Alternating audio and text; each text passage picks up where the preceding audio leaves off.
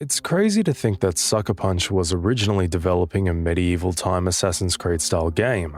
Ghost of Tsushima was in development for over 6 years, a massive undertaking for Sucker Punch. Before this, they were famous for the Sly Cooper series and the Infamous franchise. Great games, but they never quite had that one colossal Tsushima-level cultural phenomenon. What many fans don't know is that the road to Tsushima wasn't a straight line. Before settling on the Mongol invasion, the studio prototyped wildly different concepts, including a game about pirates. But the one that got the furthest was a cancelled project called Prophecy. To be clear, Prophecy is not a released game. It was a stealth action prototype developed between 2014 and 2015, right after infamous Second Son. We only know about it because an 11-minute vertical slice leaked in July 2020 from a former art director's website. The footage revealed a gritty, medieval port city with steampunk elements where you played as a scarred alchemist named Abel Tavora, who used explosive powders and fire in combat. This game looked pretty similar to Assassin's Creed. The parkour, the combat, the medieval setting, and even the vibe this game gives had an uncanny resemblance to the Assassin's Creed series, especially the Ezio trilogy or the AC Unity Syndicate vibe. If you watch the leaked 11-minute gameplay demo of Prophecy, the inspiration is undeniable, and honestly it looks incredibly cool. The game was set in a gritty, subterranean medieval city that felt dense and oppressive, teeming with guards clad in heavy plate armor that looked straight out of a Holy Knight or Templar order. The protagonist, Abel Tavora, didn't just move like an assassin.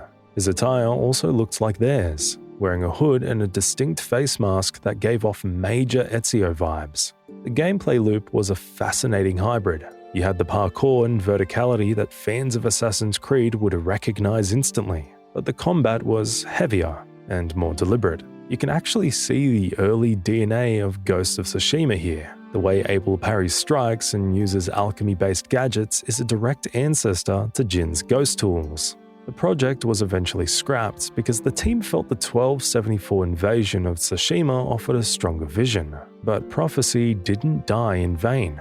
If you watch the leaked footage, the DNA of the ghost is undeniable. The sword combat animations, the stealth takedowns, and the parkour mechanics were all born in this cancelled demo, proving that Sucker Punch had to kill Prophecy so that Ghost of Tsushima could live. It's one of those what-if moments in gaming. Sucker Punch almost made a Western medieval stealth RPG, but they scrapped this entire world to build the masterpiece that became Tsushima.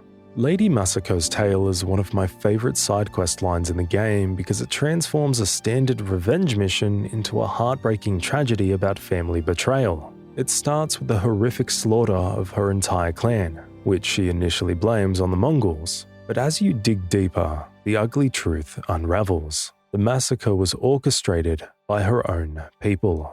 Questline is a descent into madness, showing Masako blinded by grief and rage, even forcing her to duel Jin at one point. It all culminates in a devastating confrontation where she discovers the mastermind was her own sister, forcing her to cut down the last remaining link to her past to avenge the future that was stolen from her. The story doesn't truly end when the final enemy falls. The aftermath offers a quiet, powerful piece of environmental storytelling known as Masako's Revenge. If you return to the Adachi estate after completing her entire tale, you will find Masako sitting alone in the quiet house. If you look around, you'll notice she has scrubbed the floors clean, removing the bloodstains of her family that had been there since the prologue.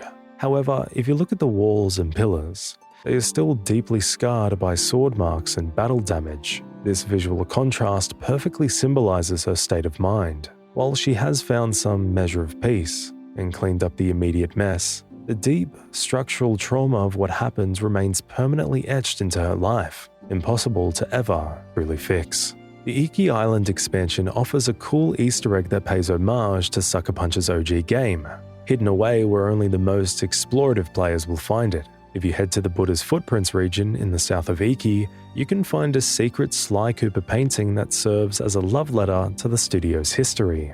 To find it, you need to go to the Shrine of Shadow near the southeastern coast. Instead of climbing up the main path to solve the riddle, look down at the base of the cliffs near the water. There's a hidden alcove or small cave opening, often obscured by the landscape. Inside, resting on a small table or wall, is a beautiful piece of artwork rendered in the traditional Japanese sumi-e style. But look closer, and you'll realize the subjects aren't mythological beasts. They're a raccoon, a hippo, and a turtle, representing Sly, Murray, and Bentley, the iconic trio from the Sly Cooper franchise. It's the perfect way for the developers to honor their roots while keeping the immersion of the 13th century setting intact. Oh, by the way, are you having fun watching this video? If so, why not subscribe so we can keep making more of these on your favorite games? And why not hit the like button while you're there? Thanks. Bathing in hot springs isn't just about relaxation. As we discussed earlier in our deep dive of the first part of 2 hours of Ghost of Tsushima Facts to Sleep To,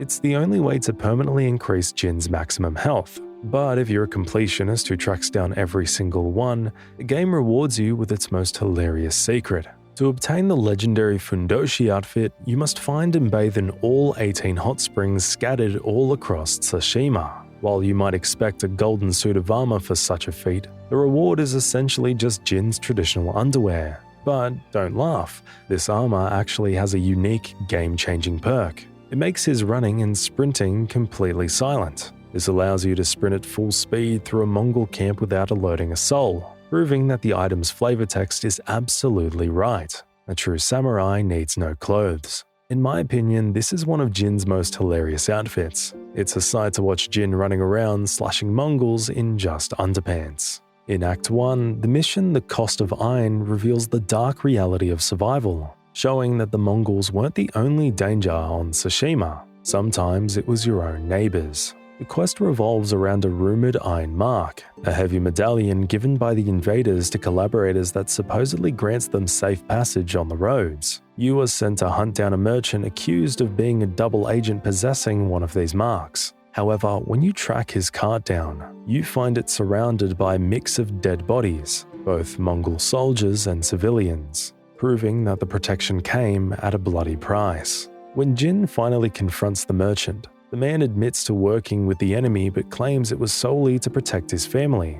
The twisted irony is revealed at the end. The merchant explains that the iron marks were never a golden ticket for anyone to use. They were engraved with specific names, making them useless to steal, meaning the desperate survivors killing each other to get one were fighting for a prize that would have gotten them killed anyway. Iki Island gives a unique twist to the narrative because throughout the main Ghost of Tsushima game, we are led to believe Jin's father was a noble victim, but the expansion unfolds a dark truth, that he was actually a ruthless conqueror, which we discussed in detail in the first part of our video, so be sure to check that out. This history isn't just forgotten lore, it's alive in the open world, something you will feel through the spirit of Iki. If you walk through the villages of Iki wearing the Sakai clan armor, the locals won't bow to you. Instead, they will recoil, walk away, or even spit at you as you pass. To them, those scales don't belong to a hero. They belong to the butcher, Jin's father, and serve as a PTSD-inducing reminder of the atrocities the Sakai clan committed during their previous invasion. It's a brilliant detail that forces you to feel the weight of your family's sins just by walking down the street.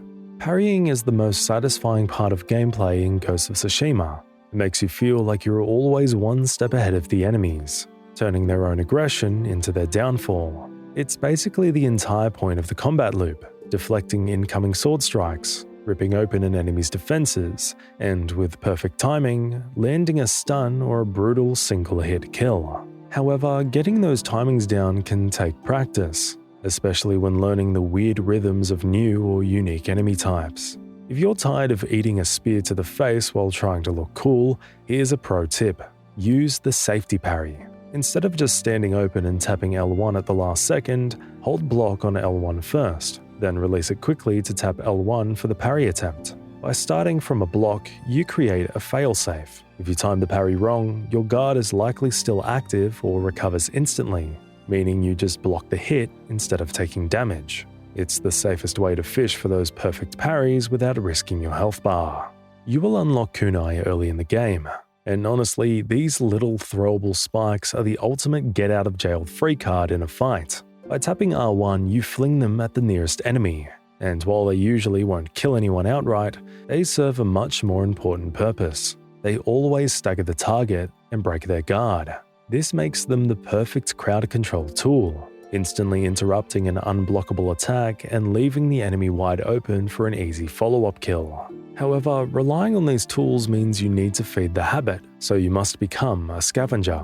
As you progress, you'll unlock a wealth of consumables like arrows, bombs, and those precious kunai, but they run out fast. While you can buy supplies at camps, that won't help you in the middle of a siege, so make it a strict rule to search everybody after a fight. It's easy to forget this when rushing after an ally during a story mission, but taking 5 seconds to loot the battlefield ensures you are never caught empty-handed when the next wave hits. Once you're stocked up and ready to fight, you need to discipline your movement, specifically knowing the difference between a dodge and a roll. It's very tempting to double-tap the dodge button to roll away from danger, but be careful. Rolling often creates too much distance, leaving you too far away to land a counterattack. In frantic mob fights or intense one-on-one duels, you should stick to a single-tap sidestep whenever possible. This keeps you safely out of the way but right inside sword range, ready to punish the enemy the second they miss. Save the roll only for those massive attacks that you absolutely cannot sidestep. We all know stances in the game work.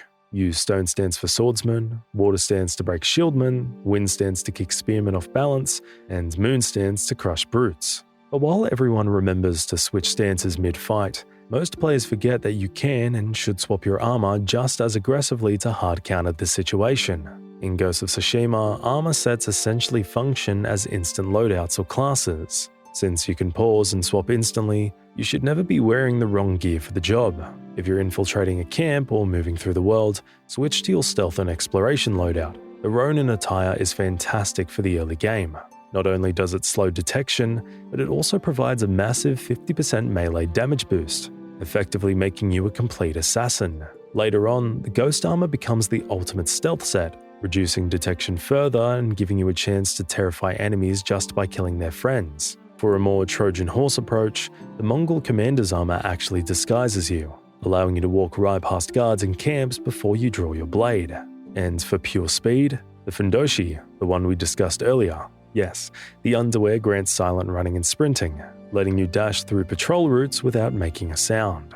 When the alarm sounds or a boss fight begins, pause and switch to your combat and duel loadout. The Samurai clan armor is your tank class, granting resolve every time you take damage so you can heal through the pain. For pure aggression, the Sakai clan armor is unmatched, letting you slaughter up to 5 enemies in a single standoff. If you prefer bullying enemies, Gosaku's armor focuses on stagger damage, breaking guards instantly and healing you when you kill staggered foes. And for the true masters, the Iki Island Sarugami armor disables your regular parry but turns every perfect dodge and perfect parry into a devastating counterattack chain that wipes out groups in seconds. Finally, don't ignore the specialized sets. Tadori's armor is the only choice for archers, restoring your slow-motion concentration meter with every headshot for infinite snipe streaks. Meanwhile, the Kensei armor turns you into a gadget master, boosting the damage of your kunai and bombs by 30% and debuffing anyone who survives the explosion. This particular side quest is comparatively hard to find, and I recommend that all of you check this out because it completely ignores the game's usual hand-holding mechanics. Known by the community as the Plague Monk encounter, this is an unmarked tail, meaning it will never appear as a question mark on your map, no matter how close you get. You have to physically stumble upon it in Izuhara, specifically near a lonely wooden tower at Exile's Bluff. There, you will find a monk standing solemnly among several wrapped bodies. He reveals that his order has been wiped out by a sickness, but one infected person panicked and fled into the woods, risking a wider outbreak. The mission forces you to rely on your tracking skills to follow faint footprints through the forest until you find the runaway's corpse. The ending is bleak. You must burn the body to prevent the spread of disease and return to the monk to deliver the bad news. There is no mission complete screen or fancy armor reward, just a quiet, grim dialogue scene that adds a layer of dark realism to the world, reminding you that the Mongols aren't the only thing killing people on Tsushima. We all know the standard armors and other special armors in the game, like the Gosaku or Samurai clan sets, but the Iki Island expansion takes customization to a meta level with its hidden wind shrines. These aren't just pretty landmarks. They are elaborate puzzles dedicated to legendary PlayStation titles.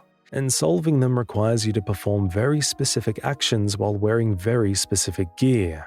First is the Bloodborne armor, also known as the Unnamed vestments. To unlock this Dark Hunter aesthetic, you must find the blood-stained shrine on the southwestern coast at Ganara Cape. The riddle hints at a hunter who rejects the allure of the beast, which is a direct nod to the healing mechanic in Bloodborne. To solve it, you must equip the Kensei armor, and then intentionally heal yourself. If you're already at full health, jump off a small rock to take damage first, then heal. This triggers a cutscene and unlocks the Yharnam helm and vestments, turning Jin into a true hunter. Next is the God of War armor, the Ghost of Sparta. This is found at the Shrine of Ash in the Ahata Forest. The riddle speaks of a boy and a father, referencing Kratos and Atreus. To earn the favor of the God of War, you must equip the Sakai clan armor, which represents Jin's family legacy, and stand in the shrine. The action here is aggressive. Simply swipe right on the touchpad to draw your katana. Doing so instantly dyes your armor in Kratos' iconic red and white tattoos and unlocks the Spartan mask. Finally, there's the Shadow of the Colossus armor, Mask of the Colossus. Located at the shrine in shadow near Buddha's footprints, this riddle describes a ghost and a colossus. Fittingly, you must equip the ghost armor to solve this one. The solution pays homage to the misty, solitary nature of Shadow of the Colossus. Stand in the center of the shrine and throw a smoke bomb. As the smoke clears, you will be rewarded with the Mask of the Colossus and a unique armor die that mimics the stone texture of the giants you once climbed. Kenji is arguably the most memorable side character in Ghost of Tsushima, serving as the game's lovable character and also a comic relief. You first meet him in Act 1, usually while he's trying to scam someone or smuggle you into a Mongol camp inside a hollowed-out sake barrel. His entire questline involves get-rich-quick schemes that inevitably go horribly wrong, forcing Jin to bail him out while Kenji loudly complains about how difficult his life is and how he's constantly on the verge of bankruptcy. But if you explore the map carefully, you'll discover that his struggling merchant act is the biggest con of all. This leads us to Kenji's secret stash. If you snoop around the outskirts of Umuki Cove, the den of thieves where scoundrels gather, you can find Kenji's hidden cart tucked away from prying eyes. Far from being empty, it is absolutely loaded with rare sake in piles of gold, proving that the sake salesman isn't just surviving the invasion, he is profiting from it. It turns out the guy begging for your help is likely the richest man on the entire island. He just prefers letting the ghost do his dirty work for free. There is a very handy dodge button in Ghost of Tsushima, but if you're just tapping it to get out of the way, you're missing the game's most lethal counter mechanic. Most players dodge the moment they see an enemy move, but to truly master the blade, you need to wait until the absolute last second. The game rewards you for being patient. Instead of mashing circle to create distance, you must hold your ground until the enemy's weapon is inches from Jin's face. If you press dodge at that precise moment of impact, time briefly slows down, and the screen shifts. This isn't just a defensive maneuver. It unlocks a specialized high-damage counterattack that can often kill standard enemies in a single strike and stagger bosses instantly. It turns the dodge button from a survival tool into an offensive weapon, but it requires you to suppress your panic and trust that you can move faster than the blade. You'll find plenty of side missions linked to random characters that don't really offer much beyond some XP and a handful of resources, making them feel like a bit of a chore. However, you should absolutely prioritize Sensei Ishikawa's questline, even if his grumpy attitude drives you crazy. If you stick with him until at least his 5th mission, you unlock a game changer that completely alters how you approach stealth: flaming arrows. These aren't just for looking cool or burning a single brute. The real tactical value lies in the environment. You know those fields of beautiful white-topped pampas grass you see everywhere? They aren't just scenery. They are highly flammable traps waiting to be sprung. One well-placed flaming arrow into a patch of that grass turns the entire field into a raging inferno, devastating multiple enemies at once and creating a wall of fire that panics the survivors. When I got bored with killing Mongols and completing everything in the main story, what I did was find these haiku spots to sit down, reflect, and just breathe. These are contemplative mini-games where Jin sits in a serene location, like a cliff edge or a waterfall, to compose a poem on themes like death, serenity, or strife. While the game calls them haiku for familiarity, historians actually point out that given the 13th century setting, these are more accurately hokku or waka poetry, but the emotional impact remains the same. This mechanic evolves from a side activity into a lore deep dive in the final mission, The Tale of Lord Shimura, where Jin composes the haiku of the dead. This final poem is unique because its lines are determined by your ultimate choice, to kill or to spare your uncle. If you grant your uncle an honorable death, you unlock the White Ghost armor, and your final home becomes Dawn Refuge in Toyotama. The poem you compose here reflects themes of finality and duty, focusing on fulfilling a legacy before saying goodbye. If you refuse to kill him, you unlock the Red Ghost armor, and your final home is fittingly named Tradition's End. Here, the poem leans towards defiance and identity, emphasizing Jin's permanent choice to remain the ghost and the total loss of his samurai honor. Regardless of the choice, if you visit your new hideout after the credits roll, you can find a scroll on the mat that records that exact poem, immortalizing the most difficult moment of Jin's life. It's the final reward in a collection of 22 total haikus, 19 in Tsushima and 3 on Iki Island, each of which usually grants you a unique headband inscribed with your word. Tsushima's dense world is filled with Inari shrines, or fox dens as we may call them, which are usually the most wholesome part of the game. You follow a cute fox, pray at a shrine, and get a charm. It's a moment of pure peace. But there is one specific shrine in the Toyotama region that takes this mechanic and twists it into something heartbreaking and rage-inducing. Instead of a golden bird, you will find this location by spotting a pillar of black smoke rising into the air south of the old Toyotama hills. When you arrive, you won't find a sanctuary, you'll find a massacre. The shrine has been destroyed by the Mongols, and the ground is littered with the bodies of the foxes you've spent the whole game protecting. This actually triggers the hidden side quest, Peace for the Divine. For the first and only time, the surviving fox doesn't lead you to a shrine. It leads you directly to the camp of Mongols who did this.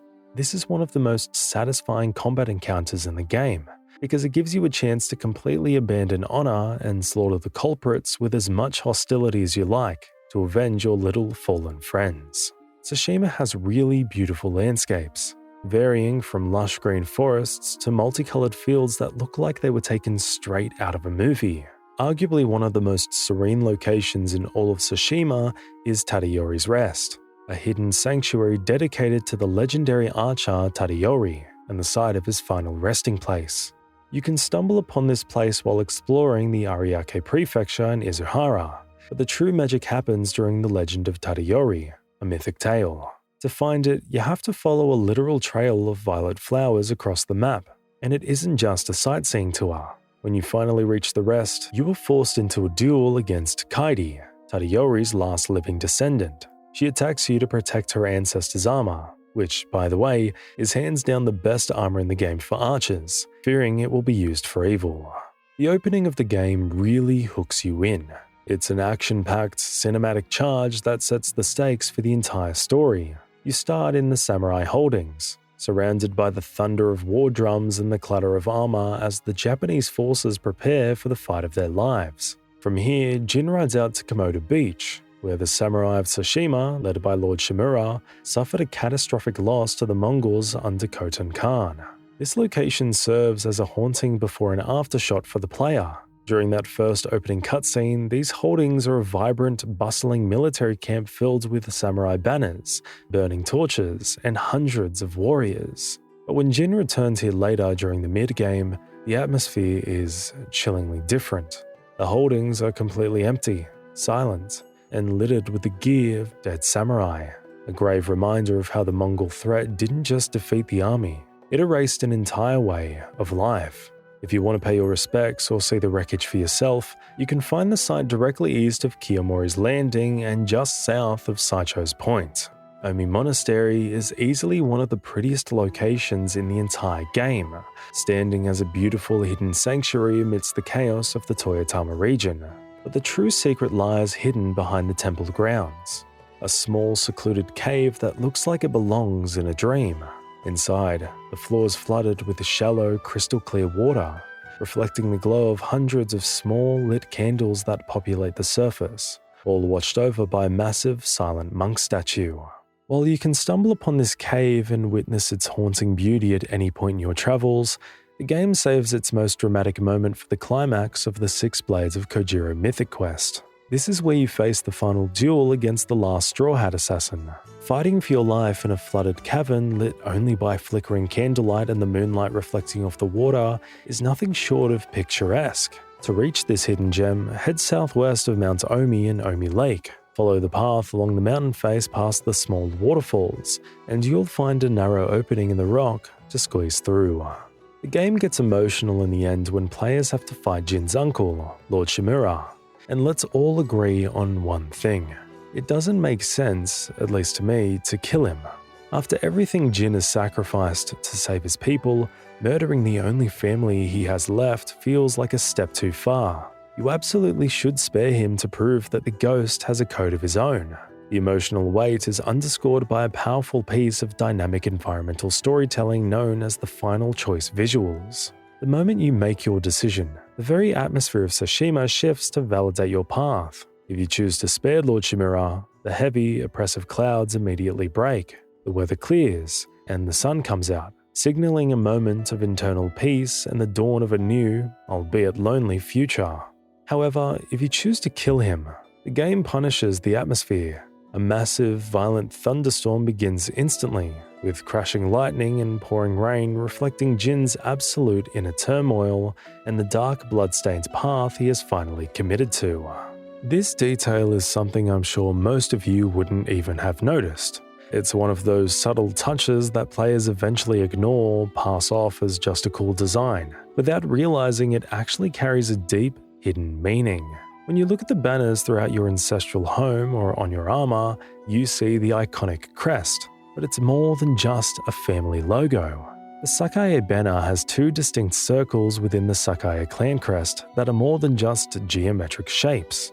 They actually represent the moon and the sun.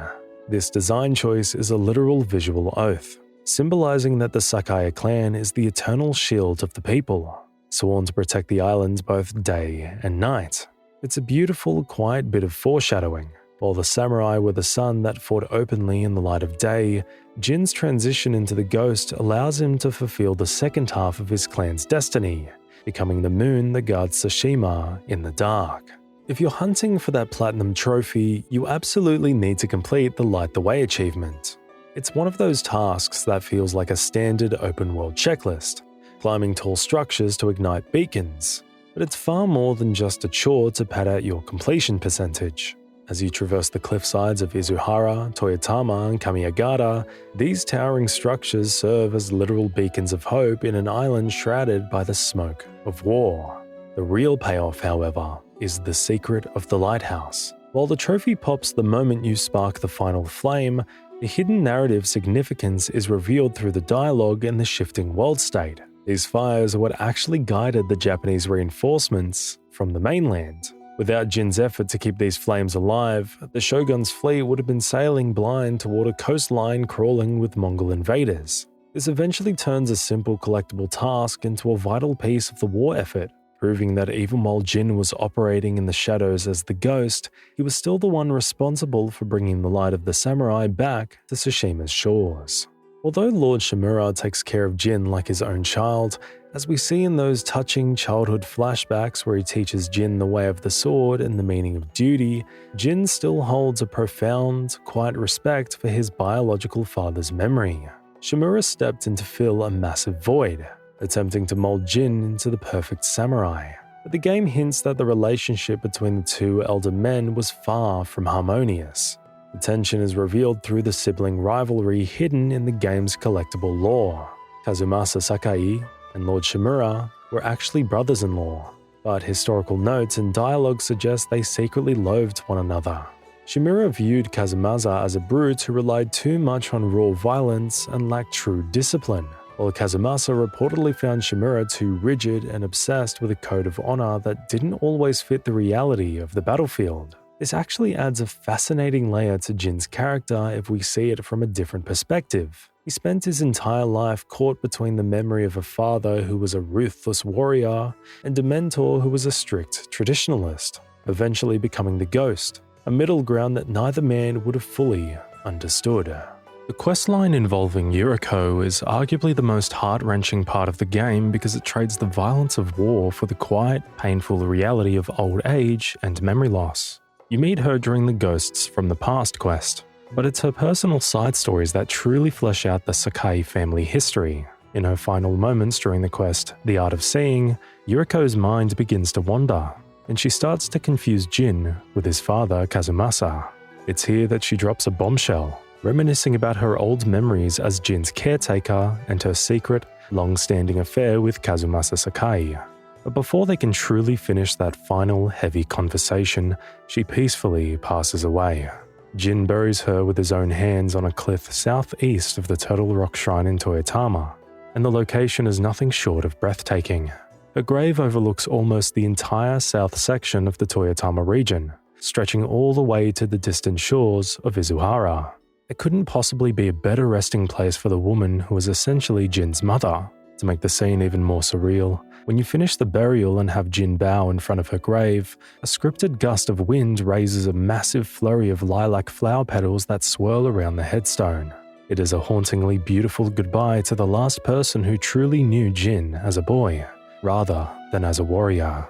The snowy region changes the overall vibe of the game completely, shifting away from the lush greens and vibrant flowers of the south to a harsher, desolate, and frozen atmosphere. This transition to the north isn't just a visual filter though. It actually changes how Jin interacts with the world through a set of animations known as the Ghost of the North. You'll notice that Jin's breath becomes visible in the air, but the real immersion happens when you stop moving. If you stand still for too long, Jin won't just stand there like a statue. He will actually start to shiver and wrap his arms around himself to preserve heat. This physical vulnerability of Jin to cold perfectly mirrors the literal toll the war is taking on his beloved katana. While Jin shivers in the wind, his blade is also suffering from the weight of his journey through a cool yet dark detail. If you take a close look at the Sakai katana in the gear menu, you'll notice it isn't the pristine heirloom you started with. As the story progresses and your kill count rises, the blade actually becomes more chipped, scratched, and scarred. This is a subtle, gritty detail that reflects the thousands of lives Jin has taken to reclaim his home. Every duel, every assassination, and every block leaves a permanent mark on the steel, visually transforming it from a symbol of samurai perfection into a weathered tool of the ghost. By the end of the game, the sword looks just as tired and battle-worn as the man wielding it. This particular altar in Kechi Village is one of the more elusive hidden gems in the game, mainly because it hides in plain sight.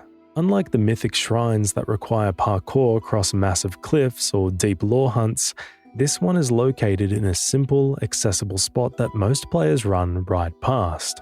Nobody expects a measly, hard-working fishing village to house a supernatural secret, which is exactly why it's so easy to miss. However, once you liberate the village from Mongol control, head to the riverbank. When Jin bows to the humble wooden altar, the water beside him will suddenly burst to life as a small school of fish jumps out in unison to greet him. Ghost of Tsushima loves to reward players who take a moment to slow down and breathe. And this hidden altar interaction is one of those perfect, serene moments that balance out the violence of the war. Just a pro tip, make sure you have your photo mode ready before you tap that touchpad, because catching the fish mid-air with the ripples in the water makes for an incredible snapshot. To experience this for yourself, head to the Kechi fishing village in the northeastern section of the Izuhara region. Just remember, you'll need to clear out the Mongol occupiers first before the spirits of the river are willing to show themselves. Speaking of hidden altars, this next discovery was really hard for me to find. It's one of the few locations that genuinely feels like the developers were playing hide and seek with the community.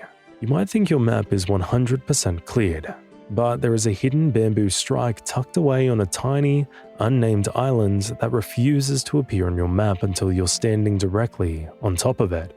Most bamboo strikes are easy to spot from a distance due to the white banners fluttering in the wind, but this one is shrouded by the environment and off the beaten path. It doesn't trigger a question mark icon from a distance, so you won't find it just by clearing fog.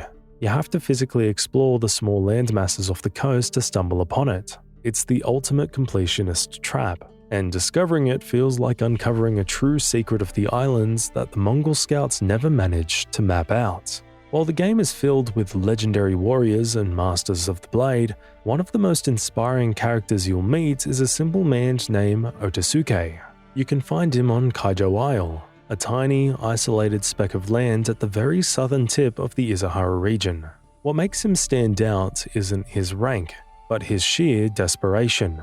Despite having zero formal training or sword skills, you'll find him relentlessly slashing away at a tamashigiri. He isn't trying to be a samurai. He's fueled entirely by a raw sense of fatherhood and a burning hatred for the invaders who took his family. When you approach him, he triggers the side quest Lost at Sea, begging the ghost to help him rescue his daughter from the Mongol ships anchored in the distance. There isn't much else on Kaijo Isle besides a few supplies.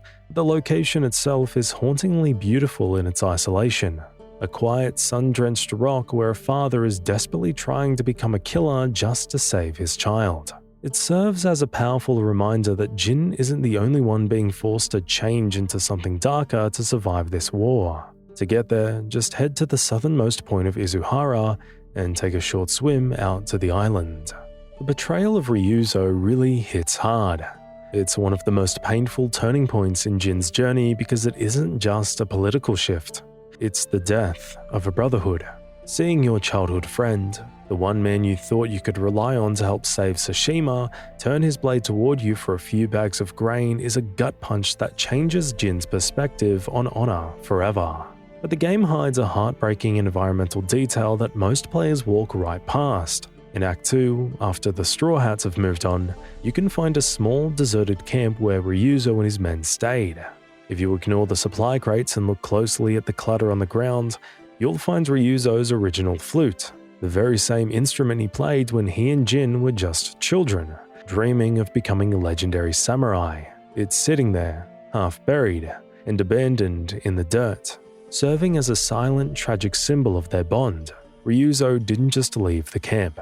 He left behind the last piece of his innocent past, proving that their friendship was officially discarded the moment he chose the Mongols over his brother.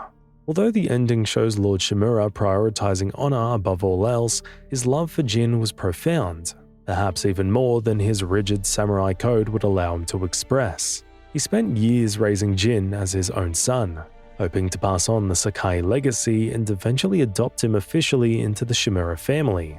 While he publicly demanded Jin be punished for his dishonorable tactics, his private actions told a completely different story. This deep conflict is revealed through Shimura's hidden grief. If you manage to sneak into Lord Shimura's private quarters in Castle Kaneda before the final tragic duel, you can find a discarded letter he was drafting to the shogun. In those private lines, Shimura doesn't call for Jin's head. Instead, he literally begs for mercy for his nephew, attempting to take the blame for Jin's actions himself. It's a heart-shattering discovery that proves, despite the cold and stern mask he wore in public, he loved Jin more than the honor he was forced to uphold. He wasn't just a general following orders. He was a broken father trying to save his son from a fate he felt powerless to stop. The purple flower scenery in Ghost of Tsushima is easily my favorite landscape in the entire game. There is something incredibly cinematic about standing in a field of swaying violet petals while the wind kicks up around you. But those flowers aren't just there for a pretty photo mode picture.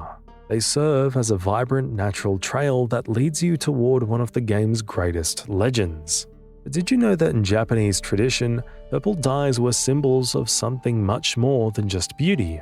Historically, purple or murasaki was the most prestigious color in Japan, largely because the dye extracted from the roots of the groomwell plant was incredibly difficult and expensive to produce. It was officially designated as the color of the highest-ranking officials and royalty. This is exactly why Tadori's rest is carpeted in that specific hue. By surrounding the legendary archer's grave with violet flowers, the developers are using visual shorthand to tell you that Tadori wasn't just a soldier. He was a warrior of the highest elite, a man whose status was as rare and respected as the color itself. When you finally don his armor in that field, you are literally stepping into the royal history of Tsushima. We discussed how Jin left his ghost mark on his enemies, slaughtering them from the shadows and leaving bodies displayed in ways that made the Mongols tremble at the mere mention of his name. He became a psychological weapon, a demon that the invaders couldn't understand or fight. But while the Mongols feared the ghost for his blade, the Shogunate feared him for his idea. This is revealed in Act 3. If you explore the northern camps, you can find letters sent from the Shogun's advisors on the mainland. These documents reveal a shocking truth. The central government doesn't fear the Mongol invasion nearly as much as they fear Jin himself. To them, the ghost isn't a hero. He's a dangerous symbol of defiance. They believe that if a rogue samurai can lead the common people to victory without their oversight, he will inspire a massive peasant rebellion that could eventually topple the entire shogunate. It actually recontextualizes the whole ending in a whole different sense. Lord Shimura wasn't just sent to restore order, he was sent to kill a revolution. Parrying is undoubtedly the coolest part of combat, but you need to know your limits because not every strike can be caught. While most incoming steel can be deflected, especially once you unlock the spear and sword parry skills, there are certain attacks that you can never block. These are lethal red glint attacks, indicated by a menacing red glow on the enemy's weapon.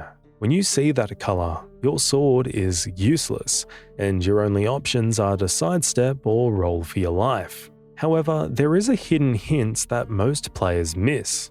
The audio actually cheats in your favor. If you listen closely, the distinct screeching noise that accompanies a red unblockable attack actually starts playing a split second before the visual red glow appears. If you train your brain to react to that sound cue rather than waiting for the visual prompt, you will effectively buy yourself extra reaction time, allowing you to dodge lethal hits that would otherwise look instantaneous. Your horse is your only true companion throughout your journey, and Sucker Punch knew exactly what they were doing to make you love it. In most open-world games, a horse is basically just a car with legs, a tool to get you from point A to point B. But Ghost of Tsushima puts in a massive effort to make your mount feel like a living, breathing friend rather than just an asset. The game allows you to genuinely bond through this tiny detail, which most of us missed. If you take a break and let Jin rest, the horse won't just stand there idly. It will often curl up on the ground next to you for a nap. When it's time to move, the game triggers a cute animation where Jin gently nudges it awake, sometimes whispering lines like, "I wouldn't trade you for anything." And honestly, it's these tiny, subtle interactions that transform the horse from a vehicle into a loyal partner, which, if you've finished Act 3, makes the bond you've built carry a heavy emotional weight. If you're a purist like me, you know that the only correct way to play Ghost of Tsushima is with the Japanese audio track enabled for that authentic Kurosawa experience. However, when the game first launched, there was one glaring immersion breaker that drove fans crazy. In the original release, while the voice acting was incredible, the characters' mouths were still moving to the English script. It looked like a badly dubbed movie where the lips were saying hello, while the voice said konnichiwa. Sucker Punch actually listened to the fan demand, but reanimating the entire game by hand would have been impossible. So, for the director's cut, they implemented a cutting-edge solution: AI-driven animation. They used real-time rendering software to automatically resync the character's model's lips to Japanese audio files. This was a massive technical upgrade that finally allowed visuals to match the sound, fixing the one flaw in an otherwise perfect samurai simulation. The AI in the game has really impressed me. To be fair, they don't look like generic programmed enemies at all, but they feel like Sucker Punch really did put in work on the types of enemies. When you're facing hordes of Mongols, you have to juggle both sword strikes and incoming arrows, which can get chaotic. You'll notice that enemy archers will always shout out loud before firing. At first, this seems like a standard video game mechanic designed to just give the player a fair chance to dodge, but the actual in-game explanation is far more tactical. They aren't warning you, they're warning their allies. If you pay close attention during a fight, when an archer shouts, the other Mongol soldiers in the line of fire will actually duck down to avoid getting shot in the back by their own squad. It's a nimble detail that shows the enemy is working as a team, not just a mob. And more interestingly, this also carries real-life historical significance, as this level of battlefield coordination was a technique the Japanese samurai reportedly had to learn the hard way from the invading Mongols. If you played the game on launch in 2020, you would remember a bug in which if the player equipped the Traveler's attire, the controller would start vibrating like crazy, telling you that an item is close. Eventually, you would spend 10 minutes circling around and eventually finding out it was a bug, but everyone in the Tsushima community was really confused. Sucker Punch heard the community's frustration and fixed this bug by releasing patch 1.0.6. They introduced a mechanic that, when players wear this specific attire and get within a range of a collectible, hidden record, or a banner, a bright, glowing green firefly will spawn and physically fly from Jin toward the object. It hovers over the exact location, acting as a visual pinpoint. This eventually turned one of the most annoying parts of the Platinum Trophy grind into a magical, easy-to-follow treasure hunt, proving once again that the developers were actively listening to their player base. You can find vendors scattered all across Tsushima, from the bustling major towns to the small, muddy survivor camps and liberated forts. But here's the catch that many players miss. The inventory isn't universal. All merchants in different regions of the map sell different items. If you're looking for a specific armor die or a unique piece of headgear to complete your look, you can't just stick to the starting area.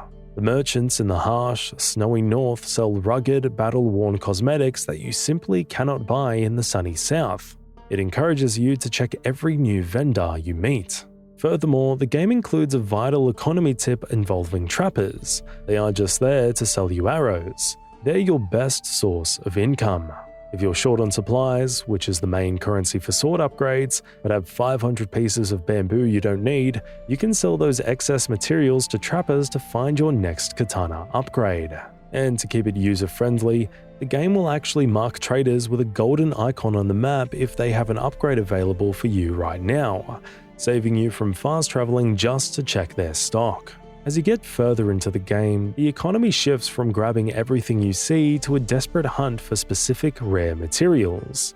The upgrades for your sword, bow, and armor get progressively expensive, and the game doesn't explicitly tell you that each gear type requires a completely different playstyle to upgrade.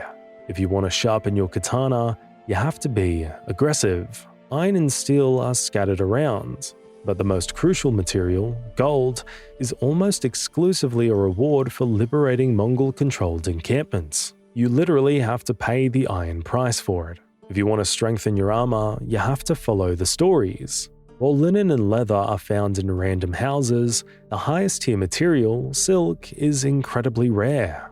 It's almost exclusively handed out as a reward for completing Tales of Tsushima, specifically the character-driven side quests for allies like Sensei Ishikawa or Lady Masako. And finally, if you want the best bow, you have to become an explorer. Waxwood is the bottleneck here, and you won't find it in camps or quest rewards. It's almost always located at Shinto shrines. To get the best ranged gear, you have to climb the highest peaks of the island. It's a brilliant loop that forces you to engage with all three pillars of the game, combat, story, and exploration, just to max out your gear. While you're busy scavenging for gold and silk to upgrade your gear, you will eventually unlock the ability to craft explosive tools. But there's a fascinating layer of history behind where that technology actually comes from. This brings us to the gunpowder reality. Gunpowder was invented in 19th century China and spread like wildfire to the Middle East and Mongolia by the 13th century.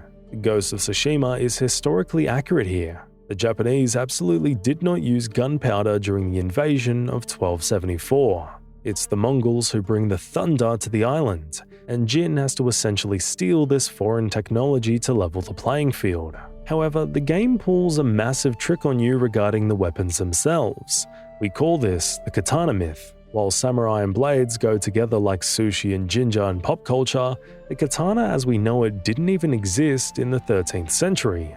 The real showstopper back then was the bow and arrow. The samurai of this era were primarily mounted archers who preferred picking enemies off from a distance rather than swinging heavy blades in close quarters, This means that Sensei Ishikawa, the grumpy old archer, is actually more emblematic of a real historical samurai than Jin Sakai himself. The game makes the sword the star because it's cooler, but in reality, the bow was the weapon that defines the warrior class.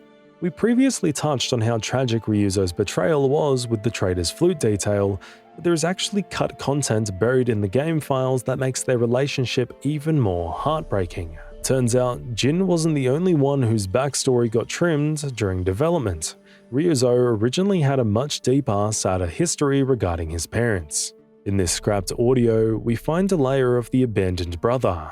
Jin asks Ryuzo if he ever wonders what happened to his biological family who left him. Ryuzo's response is gut-wrenching. "I was just a kid.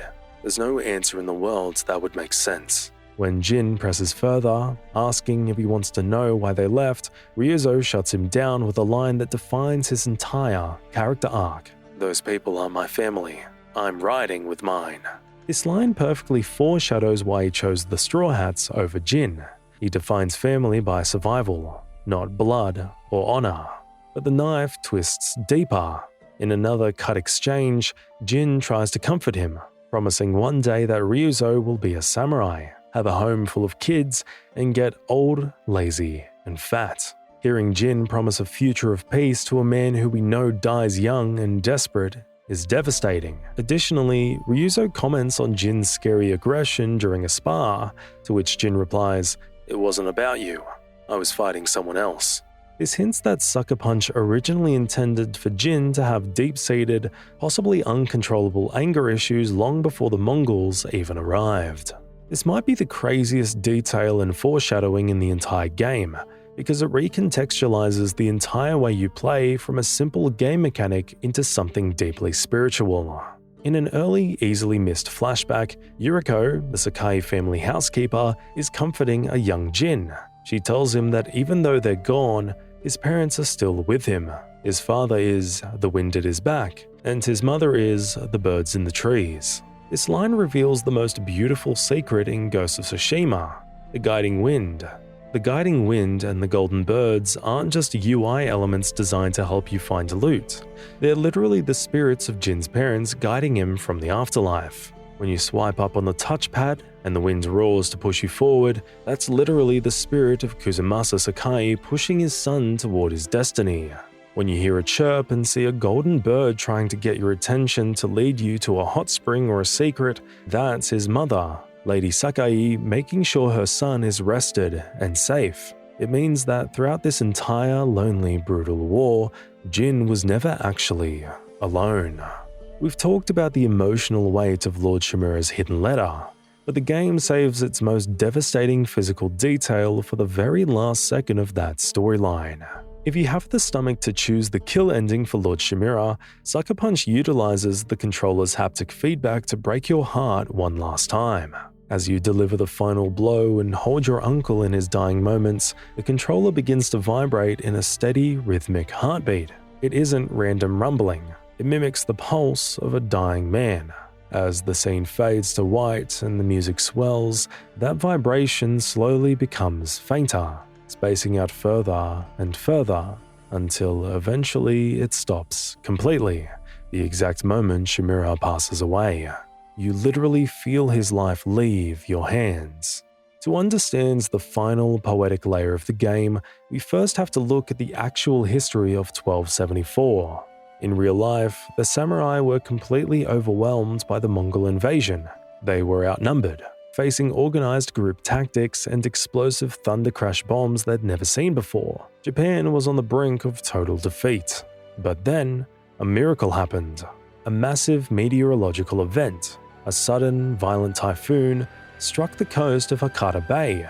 It sank 1/3 of the Mongol fleet and drowned nearly 13,000 men overnight, forcing the invaders to retreat. This storm was later immortalized as the kamikaze, or divine wind, a belief that the gods themselves had intervened to protect Japan. Sucker Punch actually acknowledged this event in a very subtle way, which I think is more than just a coincidence. If you look at Jin's default sword kit, it's named the Storm of Clan Sakai. This isn't just a cool name, it's a direct narrative metaphor. In Ghost of Tsushima, the game subverts history. The divine wind that saves the island isn't a weather event, it's Jin. By the end of the game, Jin has dismantled the Mongol leadership, burned their ships, and shattered their morale. He effectively becomes the storm that history recorded. The developers are telling us that while the history books credit the wind, the legend of Tsushima credits the ghost. From the moment you reunite with Ryuzo, something feels off. Even before the big twist, you can sense that he's cooking something. There's a desperation in his voice and a jealousy in his eyes that keeps you on edge. But while your gut is telling you one thing, the game's audio design is actually telling you the truth way before the story does. When you first help Ryuzo save his men in Act 1, there's a moment where he looks at the carnage and mutters, "It doesn't make any sense." If you're wearing headphones and listening closely, right as he speaks that line, the game plays a subtle, low-frequency bong sound effect. Veteran players will recognize this sound immediately. It's the specific audio cue the game uses to signal Mongol presence or a nearby threat. By playing this enemy-specific sound cue while Ryuzo is speaking, the audio engineers are subliminally warning you that he is already considering joining the invaders. He hasn't physically betrayed you yet, but in his mind, he is already one of them. If you've played other samurai or ninja games like Sekiro: Shadows Die Twice, you might have felt that the grappling hook in Ghost of Tsushima feels a bit underused. It's strictly context sensitive, and you can only use it on specific marked points. Well, there's a fascinating development reason for that limitation called the urban shift. When Ghost of Tsushima was first pitched, the gameplay was heavily focused on verticality and urban parkour. Early concept art actually depicts Jin leaping across massive castle rooftops and navigating dense city structures using a primitive hook and rope as his primary way of travel, essentially acting like a feudal Spider-Man. However, as development moved forward, the team realized that the true soul of the game wasn't in the architecture, but in the nature. They made a conscious decision to shift the focus from climbing buildings to riding through flowers. They wanted players to look at the horizon, not the next ledge. This is why the grappling hook was demoted from a core traversal mechanic to a minor utility tool. They didn't want you swinging above the world. They wanted you grounded in the beauty of it. After multiple playthroughs, even I realized this very late. But the combat in Ghost of Tsushima isn't just difficult. It's actually rigged in your favor to make you look cool. The game actually kind of hides this feature in plain sight, which most players never consciously notice. When you're surrounded by 10 Mongols, it feels like you're fighting the impossible, but the AI is secretly cheating on your behalf. It divides the enemy mob into two distinct groups: active attackers and visual backgrounders. The code strictly limits the number of enemies allowed to strike you at any given second to usually just 2 or 3. The rest of the group is programmed to circle you, shout insults, and look aggressive, but they're forbidden from actually swinging their weapons until an active slot opens up. Sucker Punch made this deliberate choice to ensure the gameplay felt like a choreographed Kurosawa samurai movie, where the hero flows between enemies, rather than a chaotic bar brawl where you just get stabbed in the back instantly. Foxes are the cutest animals in Tsushima, and they guide you to the shrines, and honestly, half the fun of exploring is just chasing them down to pet them. But in the original build of the game, your fuzzy guide looked completely different and had a totally different reputation. This is a development secret known as the Tanuki Switch. In the very first prototypes, the animals leading you to shrines weren't foxes, they were tanukis, which are Japanese raccoon dogs. While they looked cute, this choice caused a major psychological problem. In Japanese folklore, tanukis are famous tricksters and shapeshifters who love to mess with humans. The developers found that playtesters were instinctively suspicious of them, constantly expecting the shrine to be a trap or a prank, rather than a reward. Sucker Punch realized they needed a symbol of trust, not mischief, so they swapped them for foxes, the messengers of the Kamiyanari. This immediately shifted the vibe from suspicious to spiritual, creating that natural, loyal connection that makes you want to follow them without hesitation. Earlier in the video, we discussed how Sucker Punch was originally developing a completely different game called Prophecy, a gritty steampunk assassin title that got scrapped. Well, it turns out that the game didn't completely disappear. Bits and pieces of it are actually hiding right in front of your face in Ghost of Tsushima. If you look closely at the metal lanterns, the heavy iron cages, and some of the mechanical pulleys found in the Mongol camps, you'll notice they look slightly off. They feel a bit too industrial and steampunk compared to the wooden, natural aesthetic of the rest of the 13th century world. That's because these were actually high-quality 3D assets salvaged directly from the cancelled Prophecy project. Rather than throwing away years of modeling work, the developers cleverly retextured these industrial props to pass as advanced Mongol technology. It explains why the invaders' gear looks so mechanically superior to the Japanese tools in a way. The Mongols really are from a different world, a cancelled video game world. Although Ghost of Yotei is set in a completely different time period, over 300 years after the story of Jin Sakai, and the developers have stated it's a standalone story, I noticed something in the trailer that I think is way more than just a coincidence. It connects the two games in a way that suggests the legacy of the Ghost might be more physical than we thought. In the debut trailer for Ghost of Yotei, there's a striking shot of a distinct Hanya mask. At first glance, it just looks like a cool new cosmetic. But if you boot up Ghost of Tsushima and go to Jin's safe house in Act 3, look closely at the clutter on the shelves. Sitting there, ignored by almost everyone, is a broken version of that exact same mask.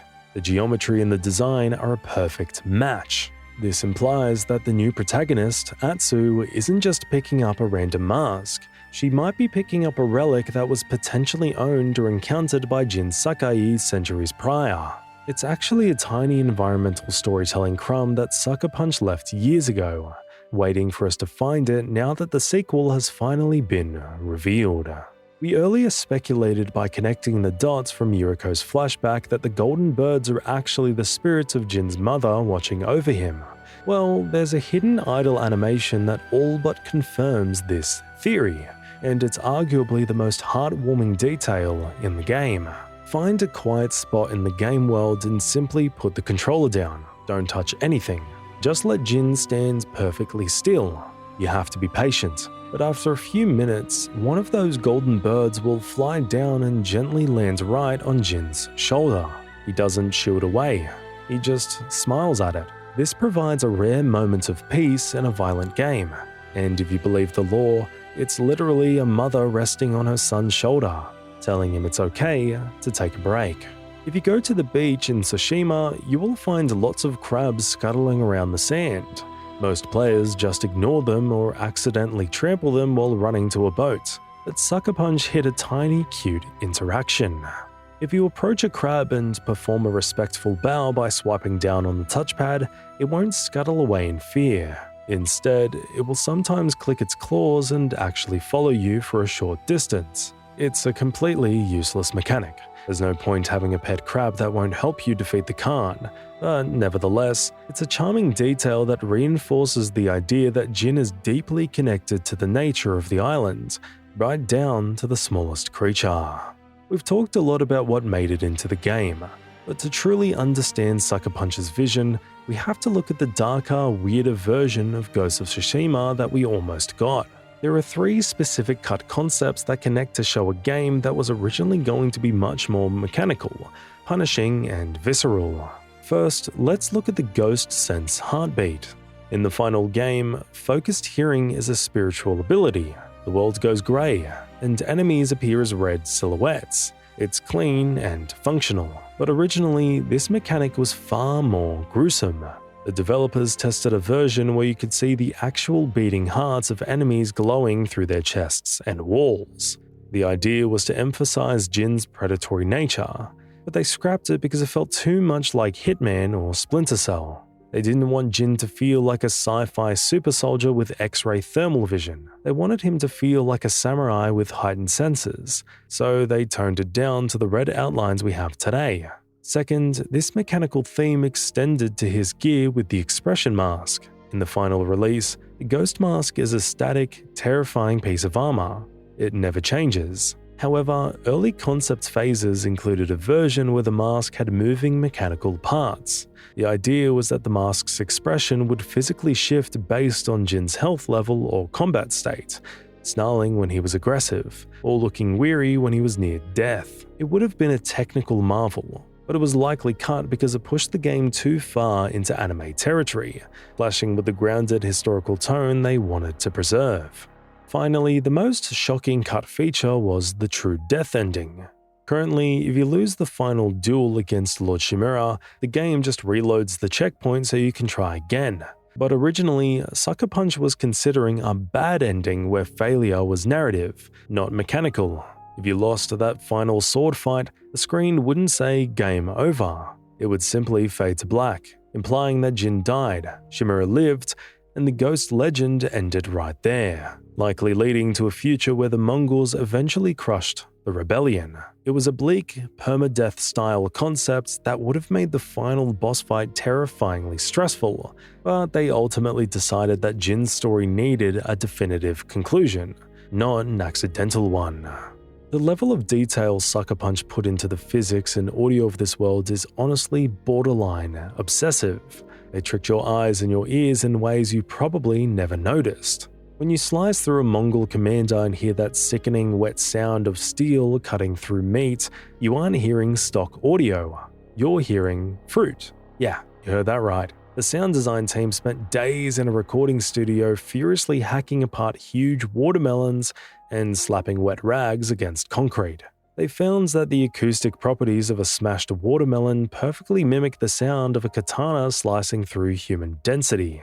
So, every time you feel like a badass samurai, you're technically just playing a very violent version of Fruit Ninja. Then there's the deception of the pause screen. When you press the pause button to check your location, you think you're looking at a beautiful hand-drawn 2D paper map. You aren't. That map is actually the entire 3D game world being rendered in real time from a top-down camera view, just with a heavy ink and paper filter applied over it. This is why you can sometimes see the wind direction changing or storm clouds moving across the paper, because it's not a drawing, it's a live satellite feed of the game engine. Even the mud in the game has some amazing details and physics. Most games just put a flat mud texture on the ground and maybe add a splash sound when you walk. Sucker Punch used a technology called dynamic tessellation. This means that when Jin walks through deep mud, his boots don't just clip through the floor. They physically push the geometry down, creating actual 3D holes and footprints. If it's raining, the game's water simulation will then naturally flow into those boot prints and fill them with puddles in real time. It's a detail 90% of players will miss, but it anchors you in the world physically. Ryuzo's fighting style is eerily similar to Jin's, utilizing the same stone stance and parry timings, which makes sense given they grew up training together. But if you look closely at the weapon he's trying to kill you with, you'll notice a heartbreaking detail. The katana Ryuzo uses in the final duel isn't a random straw hat sword, it's a Sakai-style blade. The hilt and guard design match the aesthetic of Clan Sakai, implying that Jin's father, or Jin himself, likely gifted it to Ryuzo when they were children. He is literally trying to cut you down with a symbol of your own generosity, holding on to the only piece of nobility he ever owned while screaming that he has nothing. But Ryuzo isn't the only one using your family's history against you. In the final heartbreaking duel with Lord Shimura, take a second to look at the environment before the swords are drawn. The tea-set setting on the mat doesn't belong to Shimura, it belongs to Jin's mother. Shimura didn't just bring it for a drink, he brought it specifically to remind Jin of the pure lineage and the mother he's about to disgrace by becoming the ghost. It's a subtle piece of psychological warfare, or perhaps a final desperate attempt to pull Jin back to the samurai path, proving that every object in that final scene was placed there to hurt you. When players unfold the story in the Tales of Ishikawa by following the sensei to find his missing student, we uncover one of the most complex relationships in the game. First, you have to understand who Tomoe really was. She wasn't a noble samurai. She was a young woman from a poor background who'd lived a difficult life, scraping by with thieves and criminals just to survive. Despite her flawed form, her raw talent for archery was so exceptional that Sensei Ishikawa took her as his student, actually preferring her over highborn candidates, including potentially Jin Sakai himself. Ishikawa grew so close to her that he intended to adopt her as his heir. But the dream was shattered when he discovered that she was using his sacred way of the bow for banditry and murder. When he tried to punish her, she struck first and fled. We find out about her betrayal in a brutal twist. Initially, Ishikawa lies, claiming his dojo was attacked by bandits and that Tomoe was kidnapped by the Mongols. But when you clear Fort Nakayama, the truth comes out. Jin finds evidence that the Mongols aren't just shooting random arrows, they're using Ishikawa's secret techniques. Tomoe hadn't been kidnapped. She had defected. She was teaching the invaders the way of the bow in exchange for power and survival, though she later claimed she only did it to avoid torture and to mercy killed prisoners. But there's a darker layer to this story that explains why this happened. If you find a specific hidden letter in Act 2, it reveals that Tomoe wasn't an isolated incident. The text implies that she wasn't the first student to betray or abandon Ishikawa. He has a history of being so arrogant and rigid in his teachings that his students always rebel against him eventually. It changes the whole point of view of the entire questline. The villain isn't necessarily Tomoe for surviving, but Ishikawa for being a teacher who drives his students to darkness. Most side quests in Ghost of Tsushima are easy to find. You see a golden icon, you go to it. But there's one tragic story that completely breaks the rules, because this side quest doesn't appear on the map at all. It's a hidden, unmarked scavenger hunt in Act 1 called A Family's Escape. Unlike every other tale in the game, this one never enters your journal and gives you 0 waypoints. It relies entirely on your ability to explore and read. The story is told through a series of desperate letters left by a fleeing family for their missing daughter, Toku. To follow them, you have to physically hunt down 4 specific notes in sequence, starting at a survivor's camp south of Ariake Lighthouse, then climbing to the top of a watchtower in Kuta Farm, then tracking them to a pillar of honor in the grasslands. The final clue leads you down a hidden path to a secluded beach. You go there hoping for a reunion, but instead, you find the tragic remains of their escaped attempt, a boat that never left the shore. The game doesn't give you a big fanfare or a mission complete screen.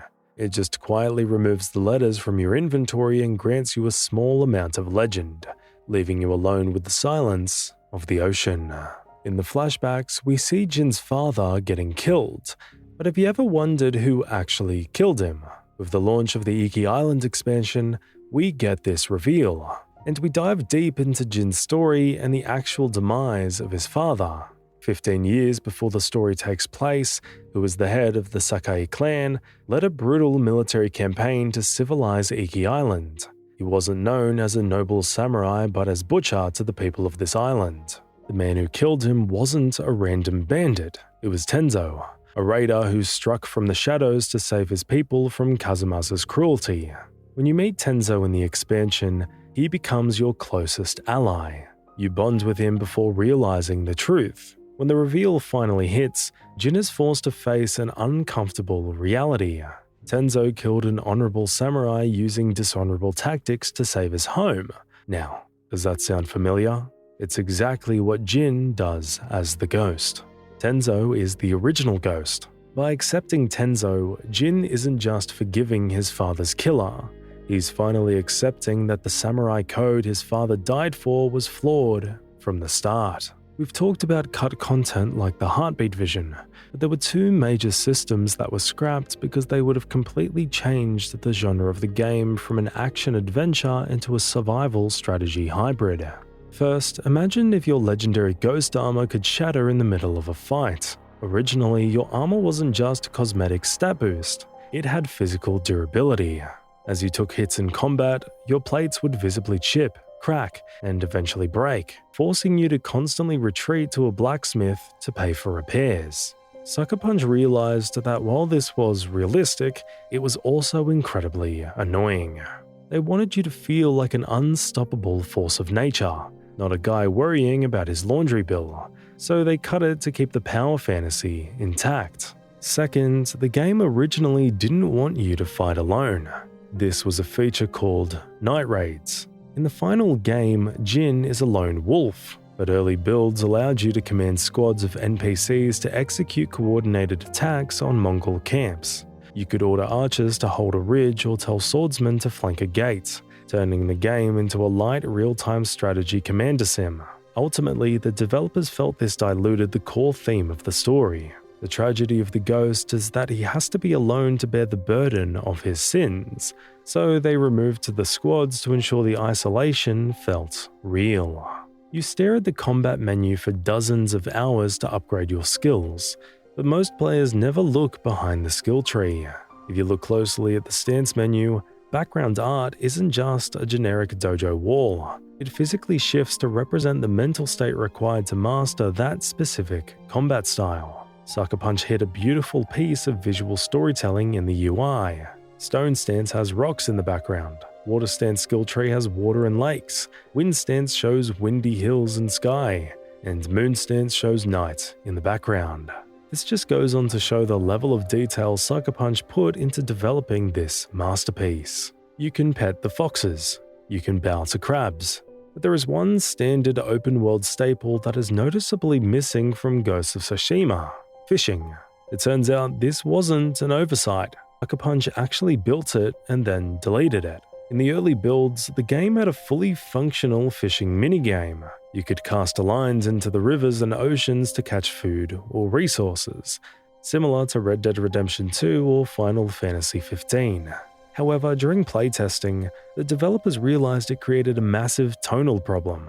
Seeing Jin casually waiting for a sea bass to bite while smoke pillars from burning villages rose in the background made him look like a sociopath. They decided that Jin would be too focused on saving his people to take a fishing break, so they cut the entire system to protect the serious tone of the narrative. But there was a second cut feature that would have made the world far more dangerous: the Shogunate headhunters. In the final version of Act 3, Jin is technically an outlaw, but you still mostly fight Mongols. Originally, the game was supposed to send a group of elite samurai hunters after you. These weren't scripted duels. They were dynamic roaming bosses that would track you down in the open world. The concept was to flip the script. Usually, you're the predator, but these samurai would treat you like the boss fight. They were cut to keep the focus on the Mongol threat, but it would have added a terrifying layer of paranoia, forcing you to hide from your own people as much as the enemy. We've talked about how the game tracks your location and your health, but Sucker Punch also obsessively tracks your inventory visually on your character model. Most games just slap a generic full quiver on your back and call it a day, but Ghost of Tsushima utilizes a unique detail. If you look closely at the quiver on Jin's back, it isn't a static asset. The number of arrows physically rendered inside the quiver matches the exact number of arrows in your inventory. If you have 3 arrows left, you will only see 3 shafts poking out. If you run out, quiver is visibly empty. It essentially removes the need for a HUD. You can check your ammo count just by looking at your back. This hyperrealism extends from your gear to the architecture itself. When the storms roll in, pay attention to the buildings for a detail known as the rooftop physics. In most open-world games, rain is just a visual filter or a texture that makes things look wet. In Tsushima, the water simulates real fluid dynamics on the architecture. You can actually watch the rain accumulate in the grooves of the roof tiles and stream down to the edges, dripping off specific points or flowing down the traditional Japanese kusari-doi. The water follows the path of least resistance, making the buildings feel like they exist in a physical world, not just a video game map. And if that water hits the ground and turns to mud, your outfit reacts accordingly with the dynamic system they implemented. If you wear armor with long flowing cloth, like the traveler's attire or the clan Sakai armor, the bottom hem doesn't stay pristine. As you run through swamps of Toyotama or the muddy fields of Izuhara, the bottom of your cape will physically accumulate mud, dirt, and wetness in real time. It gets filthier the longer you drag it through the muck, and it will only clean itself if you roll through deep water or swim. It's a small touch, but it grounds Jin in the messy reality of war. The idea of the game famously came from Akira Kurosawa films, specifically his 1961 masterpiece Yojimbo, and the developers were so dedicated to this vision that they included a special Kurosawa mode. This isn't just a black and white filter. They worked with the Kurosawa estate to replicate the distorted 1950s audio quality, mimicking the crunchy sound of old microphones, and added heavy film grain to match the cinematography of the era. The iconic standoff mechanic, where Jin waits motionless for the perfect strike, is a direct recreation of Sanjuro's tension-filled duels in the movie. The developer even said, "So I'm reading Usagi Yojimbo, and it's this big collection of stories about a samurai who wanders feudal Japan, walks into town, and uses his wits and the edge of his sword to solve problems. I thought, man, this would be a dynamic thing." But what many fans don't know is that the specific flavor of Jin's wandering journey shares a massive DNA strand with a legendary Japanese-American comic book, Usagi Yojimbo. While Kurosawa provided the visuals, the spirit of the character owes a debt to Stan Sakai's long-running comic series. Even Jin's last name, Sakai, is widely believed to be a direct homage to Stan Sakai, the creator of the comic. Usagi Yojimbo tells the story of Miyamoto Usagi, a rabbit ronin who wanders the land engaging in honorable duels and protecting the innocent, exactly like Jin. Both characters perfectly embody the gentle wanderer persona. Both are warriors who are incredibly lethal in battle, but spend their downtime enjoying nature, composing haiku, or helping villagers with mundane tasks. This connection was so strong that Sucker Punch eventually made it official, releasing a literal Usagi Yojimbo crossover update where Jin could wear the rabbit ear helmet, confirming that the ghost and the rabbit walk the same path. You might have wondered why the people of Yarikawa absolutely hate your guts when you arrive there in Act 2. It's not just because they're stubborn, it's because your family helped massacre theirs 20 years ago. This is the dark history of the Yarikawa Rebellion, a detail that explains why Lord Shimura is so obsessed with legacy. 2 decades before the Mongols ever showed up, Clan Yarikawa was a powerhouse that got tired of bowing to Clan Shimura. They launched a bloody civil war to seize control of the island. But this wasn't a standard war, it was personal. Lord Yarikawa used a secret forbidden technique called the Dance of Wrath, the very same move you learn in the mythic tale, to slaughter Lord Shimura's father and all of his brothers. This means Lord Shimura is the sole survivor of his line, specifically because of this rebellion. To crush the uprising, Shimura called on his allies, including Clan Sakai. Together, they ruthlessly destroyed the rebellion, executed Lord Yarikawa, and stripped the clan of their samurai status, forcing the survivors to live in shame inside their walled stronghold. So when Ujimasa Yarikawa spits on the ground in front of Jin in the main story, he isn't being rude. He's looking at the son of the man who destroyed his life. After the opening battle, all of us, including me, were wondering why Coten Khan actually invaded Tsushima, what his vested interest was, and what he had to do with Lord Shimura. The questions are actually answered in records and notes in the game. You might think Coten Khan invaded Tsushima just to expand the Mongol Empire for his cousin, Kublai Khan. But if you dig into the hidden dialogue and Mongol records scattered around the island, you realize that this is a lie. Coten Khan isn't trying to conquer Japan for the glory of the empire. He's actually building an army to overthrow Kublai Khan. In rare conversations recorded by monks, it's revealed that Coten is jealous of his cousin and plans to seize the throne of the entire Mongol Empire for himself, but he knows he can't do it alone. This explains why he's so obsessed with recruiting Lord Shimura rather than just killing him. Coten doesn't just want a governor, he needs the samurai. His master plan was to force Shimura to join him, use the samurai's discipline to conquer mainland Japan, and then turn that massive new military force back toward Mongolia to destroy Kublai. The invasion of Tsushima wasn't a conquest, it was a recruitment drive for a civil war. This new fact is about a rare, unmarked event that makes the war feel terrifyingly real. We often think the map tells us everything, but there are dynamic events that Sucker Punch hit off the grid. If you travel to the Bitter Hills Garrison in the Toyotama region, you might stumble upon a town that is actively being destroyed in real time. Unlike other liberated areas, this specific location features a live Mongol catapult situated in the tree line that is actively launching massive flaming boulders into the village. It's not a cutscene, it's a dynamic world event. The townspeople are cowering in fear as houses burn around them, and if you aren't careful, those incoming boulders can actually hit and kill Jin. It's one of the only times in the game where you can stumble upon an active siege that isn't part of a mission, reminding you that the war continues even when the game isn't telling you where to look. There's a rare, terrifying bug in the game that players have dubbed the Headless Survivor. When you unlock the Ghost Dance in Act 2, you gain the ability to slaughter Mongol leaders, literally cutting their heads off to terrify their troops. However, there's a rare glitch where the game's death flag fails to trigger after the physical model swap occurs. This results in a gruesome scene where you chop a commander's head clean off, but his body doesn't realize it's dead. Instead of going limp, the headless torso will drop to the floor and begin crawling away, writhing in the mud and clawing at the ground as if it was trying to escape. It was never intended, but for a few seconds, this is actually one of the most hilarious bugs in the game. You would think that once you finish the main story, you've unlocked the entire map, but there are actually several forbidden zones like Castle Kaneda and Castle Shimura that become permanently locked behind invisible walls after their story chapters end.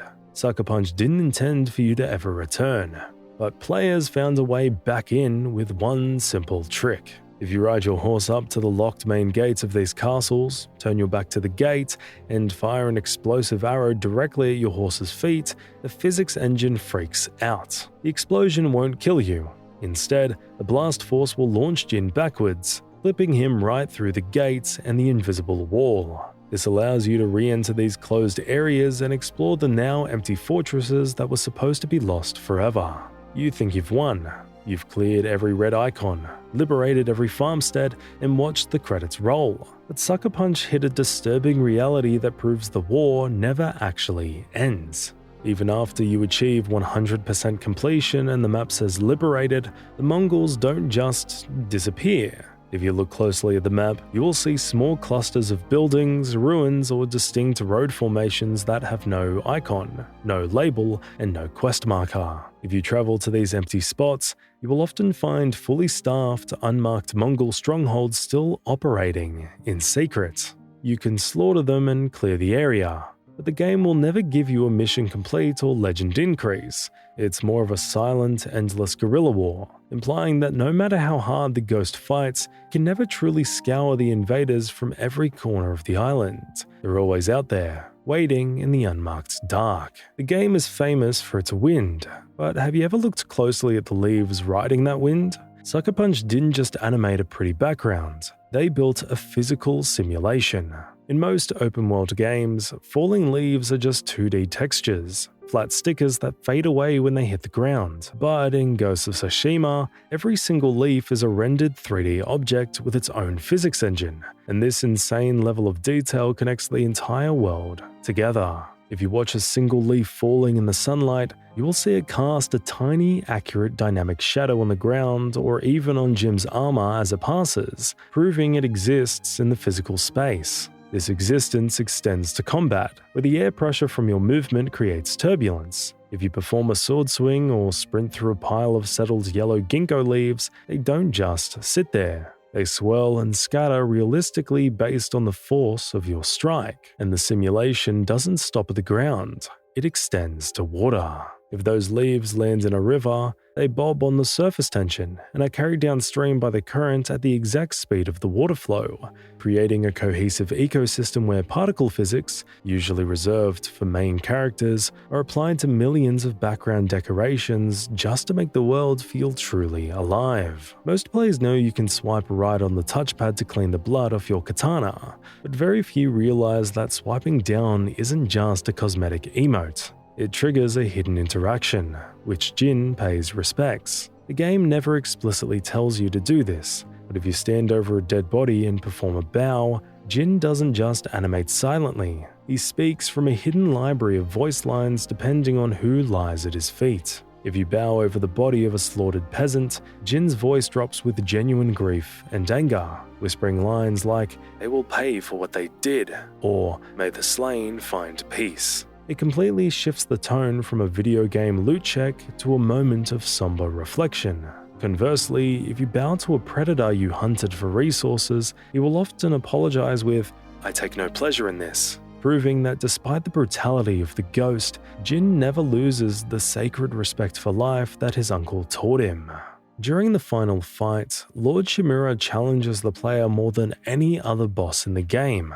It's a grueling test of everything you've learned, but if you pay attention to his movements, you'll notice a staggering hypocrisy in his honorable combat style. Think back to the very first flashback in the game. Shimura is training a young Jin and sternly tells him, "A samurai never needs to hide. He looks his enemy in the eye." He spends the entire story shaming Jin for using underhanded ghost tactics like smoke and shadows. Yet, in the final duel, first thing Shimura does to transition the scene is throw a smoke bomb to reposition himself. It's a subtle, mind-blowing moment where the game shows you that even the most rigid, honorable man will abandon his code and use ghost tactics when he is pushed to his absolute limit. It proves that Shimura isn't just fighting his nephew. He's losing the war against his own philosophy.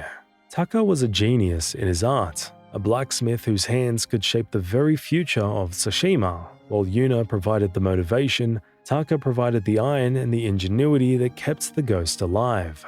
But there is a crushing detail hidden in his workshop that most players completely miss. If you visit Taka's forge during Act 2, you can see him hunched over a super secret project he refuses to talk about. He tells Jin he's working on something that will change everything. It's only after his brutal death at the hands of the Khan that you can return to his workspace and realize what it was, a grappling hook. Taka didn't just make weapons. He spent his final days perfecting the very tool that allows Jin to scale impossible heights and infiltrate Mongol strongholds from above. He died perfecting the technology that officially turns Jin from a grounded samurai into the ultimate airborne ghost.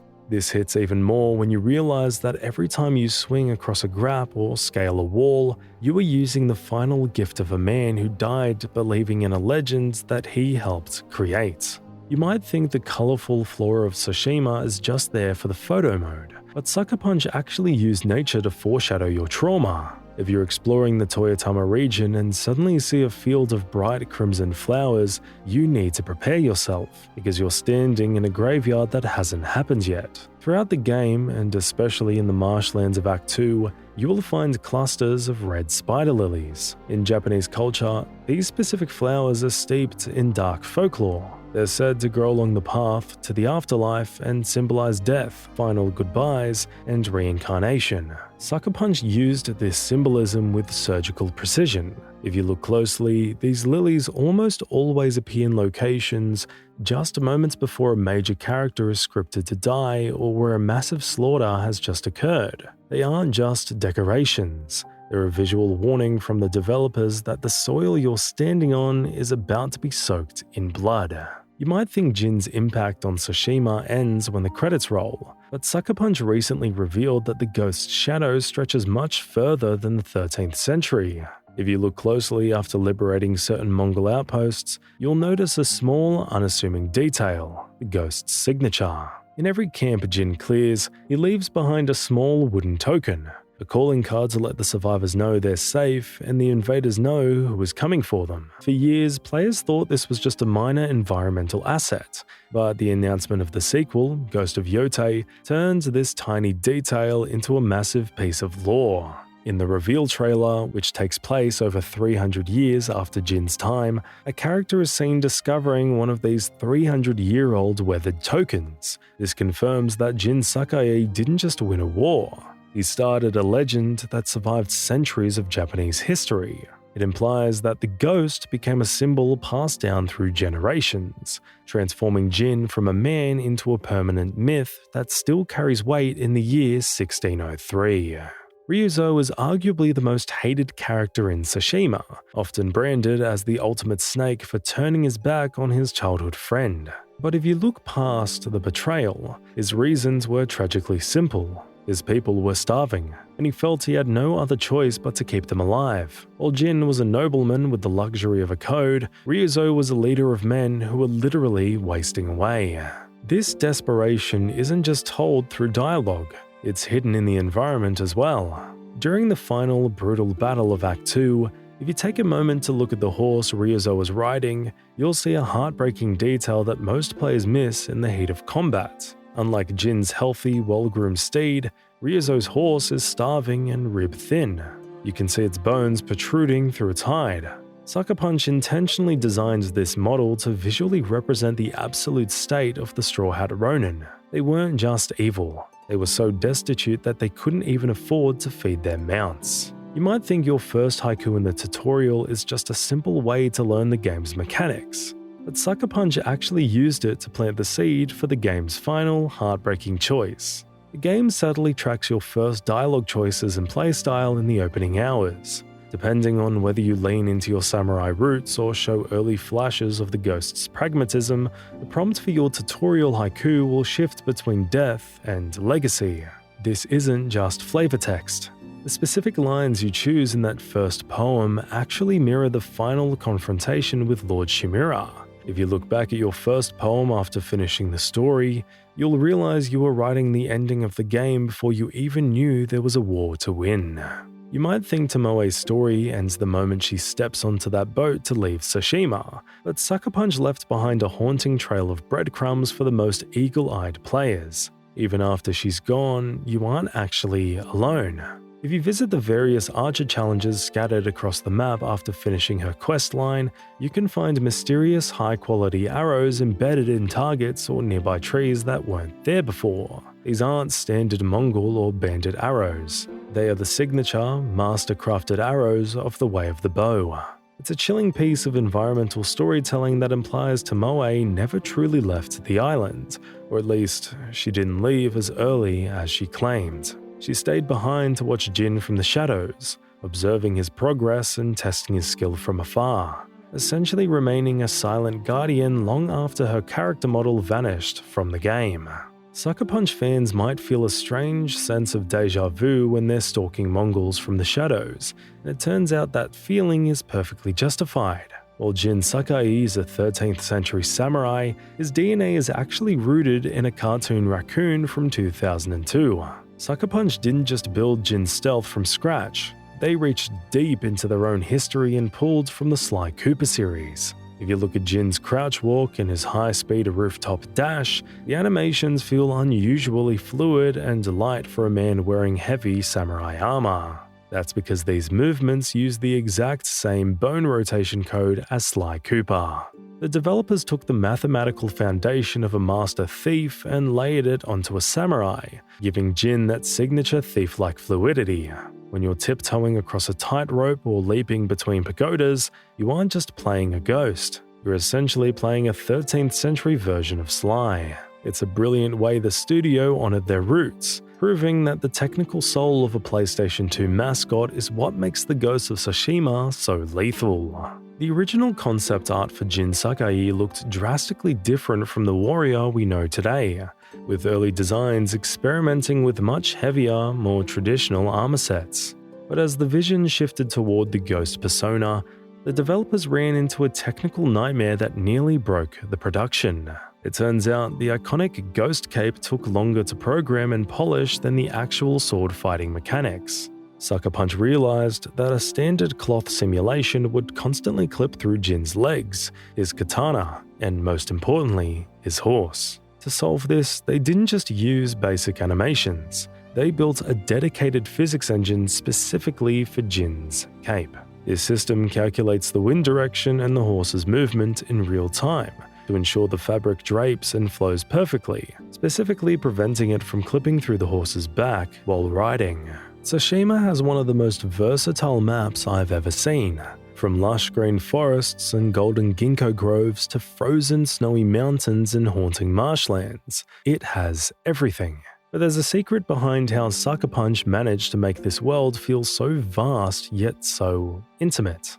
The developers realized that in a world without a minimap, players could easily get lost in the wilderness. To fix this, they designed the island's flora to act as a natural GPS. Every major region and even specific sub-districts are assigned a hero color. If you're surrounded by vibrant purple flowers, you're in the Imugi region. If the world turns into a sea of white pampas grass, you're likely near the Omi Monastery. This wasn't just for beauty, it was an engineering choice to ensure that no matter where you spin the camera, the distinct color palette tells your brain exactly where you are on the island without you ever having to press the options button. With the upcoming release of Ghost of Yotei, Sucker Punch has made a bold move by removing the iconic stance system that defined Jin Sakai's combat, replacing it with a more fluid, weapon-based focus centered on dual-wielding and firearms. In the original game, each stance was a distinct rhythmic dance: stone for swordsmen, water for shields, wind for spears, and moon for brutes. But what many fans don't realize is that the lineup was originally supposed to be even larger. During early development, there was a fifth, dedicated stance designed entirely for fighting animals. Whether you were being hunted by Mongol hounds, charging boars, or those terrifying bears, Jin was supposed to shift into a specialized posture with unique animations to handle the low profile and aggressive nature of beasts. However, the developers felt that managing 5 stances was becoming too cluttered for the player. Instead of scrapping the work, they merged the dog stance into the moon stance. This is why the moon stance, which is primarily for heavy brutes, is the only one that features high reaching, overhead kicks, and spinning sweeps. Those were the original animal handling moves designed to keep predators at bay. While most of the secrets in Tsushima are hidden within the lore of the 13th century, Sucker Punch included one beautiful, time-sensitive event that bridges the gap between the game and the real world. If you find yourself on the Ghost of Tsushima at the right time, you'll witness a phenomenon that isn't tied to any quest or legend. On the real-world anniversary of the game's release, if you travel to the shoreline at night, the horizon transforms. Thousands of glowing lanterns appear, bobbing on the waves and drifting slowly out to sea. This isn't a funeral rite for the fallen characters of the story. It's a direct meta tribute to the millions of players who have stepped into Jin Sakai's straw sandals. In Japanese culture, floating lanterns are often used to guide spirits or send messages to the beyond, and by populating the water with them once a year, the developers created a silent, breathtaking thank you to the community. It's a moment of pure peace in an otherwise violent world, acknowledging that the island only truly lives because of the people playing on it. Bleach has long been a titan in the world of anime, standing tall as one of the big 3 and influencing an entire generation of creators with its stylized combat and iconic transformation sequences. Its impact on modern media is massive, and it turns out the world of Tsushima is no exception. Sucker Punch's developers have often cited samurai cinema as their primary inspiration, but there is a specific high-octane nod to Tite Kubo's masterpiece hidden in Jin's most lethal state. When you've built up enough terror and finally activate the ghost stance, the world turns black and white as Jin prepares to dismantle his enemies. If you watch closely during that activation, Jin performs a very specific, aggressive flick of his katana to shed the blood from his blade. This movement is a frame-for-frame tribute to Ichigo Kurisaki's Bankai release from the Bleach anime.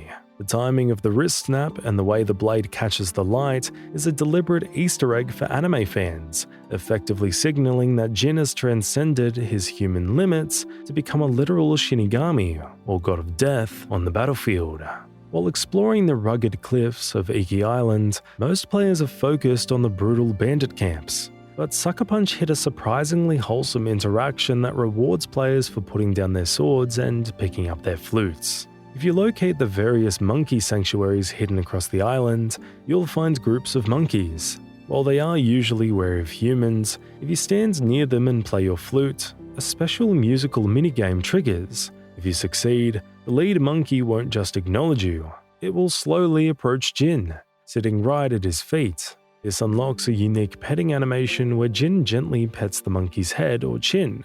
But there's a hidden layer. Once you've befriended them, these monkeys will actually follow Jin around the sanctuary area, and some will even hop onto nearby rocks just to stay at eye level with him, proving that the ghost's connection to nature is just as strong as his connection to the blade.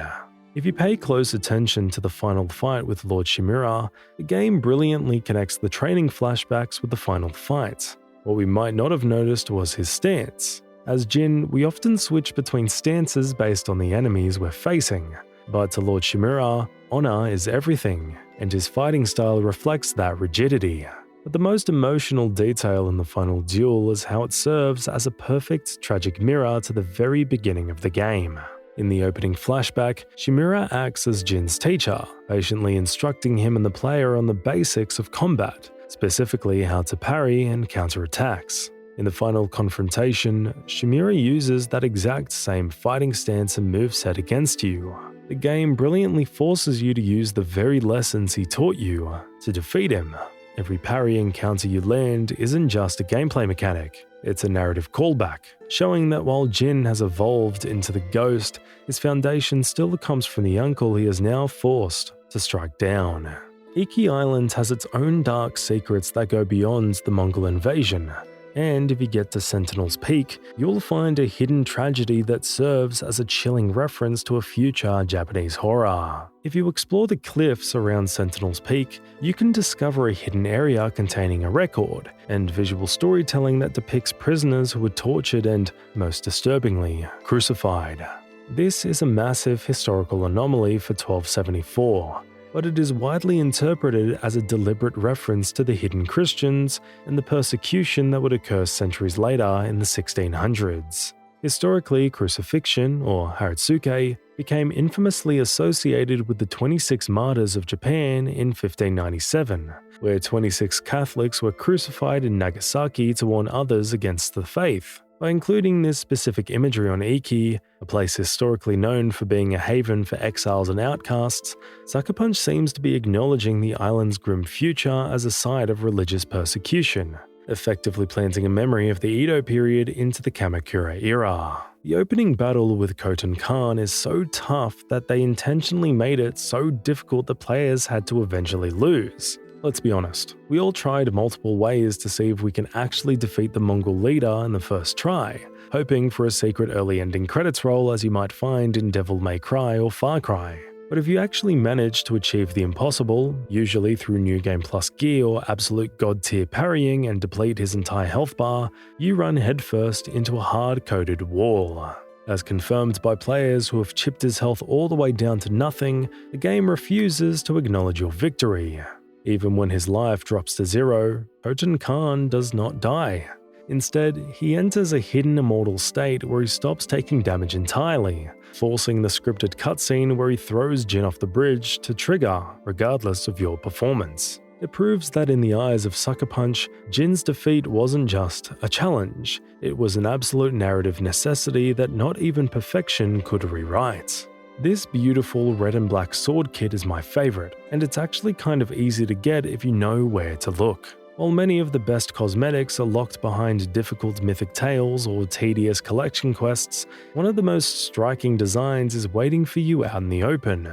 Hidden deep within the Toyotama region of Act 2, specifically south of the old Kanazawa Marsh and northeast of Ijima Farmstead, lies a lonely pillar of honor. Most players ride right past it, but if you search the southwestern corner of the marsh near a large river, you'll find the pillar standing next to an old watchtower and a fox den. Claiming it grants you the Breath of Hachiman kit, which features a stunning, understated design and a blood-red rope wrapped around the grip. It's just a purely cosmetic upgrade, but it gives Jin a regal, lethal look that fits perfectly with the ghost persona without requiring a single boss fight to unlock. Have you ever wondered why the golden birds never get trapped by Mongols or lead you straight into an ambush? It turns out these avian guides have a hidden safety feature built into their AI. Birds don't just blindly fly in a straight line toward the nearest hot spring or pillar of honor. They're actually programmed to detect and avoid Mongol patrols. Sucker Punch coded them this way to ensure that a mechanic meant to be helpful never accidentally leads Jin into a death trap while he's chasing a secret. If you see a bird take a sharp detour or fly high above a road, it isn't glitching. It's actively steering you around an enemy squad so you can reach your destination safely. Now, if you've made it here, to the end, that means you love the video, right? So why not watch the first part of Ghost of Tsushima Facts if you haven't already? Click the video on screen and I'll see you there. And once again, thanks for watching.